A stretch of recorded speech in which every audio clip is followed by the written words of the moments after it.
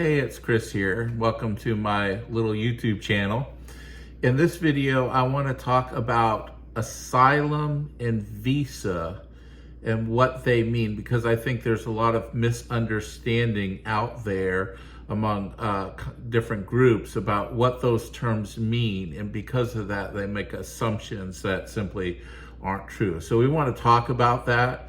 If you're watching this video, chances might be really good that somebody shared this video with you because they thought it would be helpful for you to know this information. Because we're not always experts in everything. Sometimes we have to do our research, and some people sometimes just don't know how to do research.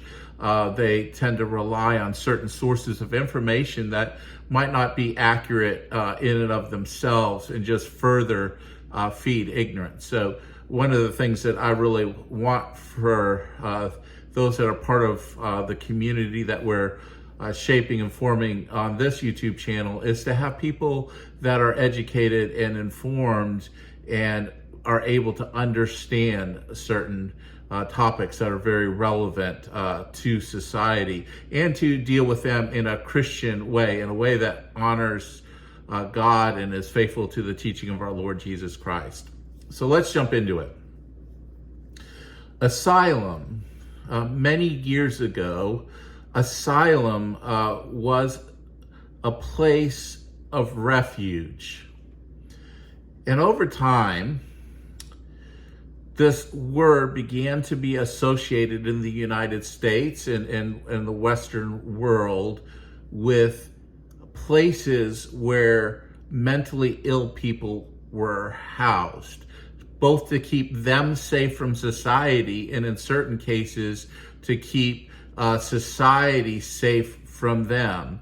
And you see these movies about insane asylums and crazy people breaking out. And then there's movies like Silence of the Lamb, a fictional horror movie with a character, Hannibal Lecter, who is a cannibal, and he's criminally insane. And so these criminally insane people live in insane asylums. And so oftentimes when we hear that, and we hear that there's these migrants coming to the United States seeking asylum, if we really don't understand what that term meant in its original context of seeking refuge, that comes from the Latin, which drew from Greek, this idea of refuge. If we don't understand that that's the core understanding of what asylum is, and begin to think about mental institutions in the United States a century ago, we'll have this mistaken understanding of who's coming into the United States.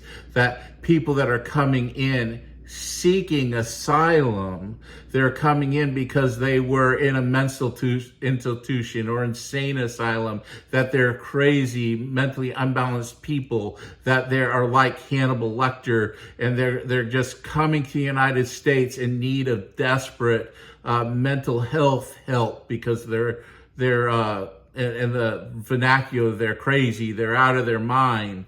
And we have this image of these horror movies and Hannibal Lecter and all that stuff. And that's really a childlike understanding of what asylum is, because asylum at its core is refuge. And so when people are coming to the United States seeking asylum, they're seeking refuge. And the question is, seeking refuge from what? And the standard historically for asylum in the United States is that those people are oppressed and persecuted and have their lives threatened, either because of their religious beliefs or their ethnic identity, or they're in a government, or they come from a nation with a autocratic or dictatorship that oppresses the people. So one of the things that happens is when these migrants come, when they're suffering this oppression and this persecution, it's life-threatening, it's dangerous to them and their family, and they want to escape it and come to a land where they can have freedom and peace and not have their lives continually threatened. They're coming to the United States seeking asylum, seeking refuge, seeking safety. And that is what asylum is. So when you talk about seeking asylum in a sense of immigration, we're talking about people that are coming from a bad, dangerous kind of environment for them to a place of safety in the United States. And so we ask that when they seek asylum, that we have hearings and that we can get before a judge so that they can prove that their lives are in danger or they'll suffer harm if they remained in the country where they came from. But right now in the United States, there is so much brutality and oppression and danger throughout the world in so many different countries. So many people are wanting to come to the United States, so they come and seek asylum and they're given a temporary protective status. They have to wait for a hearing, and there's the backlog because there's too few judges and everything, that it takes often years for somebody to have their case heard. So many people are here legally seeking asylum, waiting for a chance to make their case that they should be able to stay in the United States permanently because the conditions in their home country are so bad. But let's talk about visas. When you get a visa, the United States government isn't handing you a credit card for you to make charges. And you hear this in some circles, that visas, they're just giving migrants credit cards, they're giving them visas, and they're charging money off on the government's dime. Now, what a visa is a stamp that goes on your passport that states why you're here. You're here in the country for a particular purpose, and why you're being granted entry into the United States. When my wife was in college many, many years ago, she got to study in Europe.